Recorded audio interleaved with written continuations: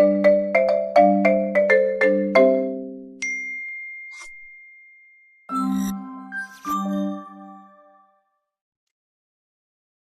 in this recording, I will go through our Shopify Market feature for market and location mapping.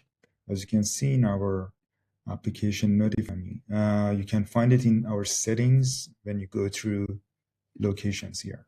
So at the bottom, you can see there is a location-based inventory rules. What you can basically do here is to, when you turn it on, you can select one of your markets, which you have set in your store. I've created 3 different markets. And if I go to my locations, I have 3 locations here, my custom location, shop location, and US warehouse, and one by a third party, which is Snow City warehouse. And some of the products that I've created are maybe in multiple locations. For example, this one, it has 3 different locations. In none of them, it has any stock.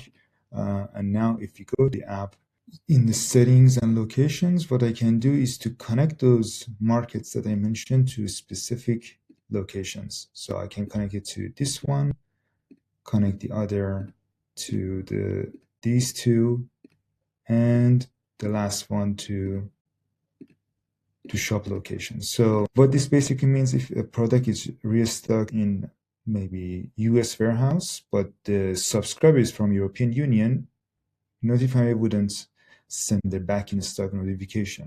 And if I go through this store and this product that is sold out, I'm looking at it from the Netherlands view.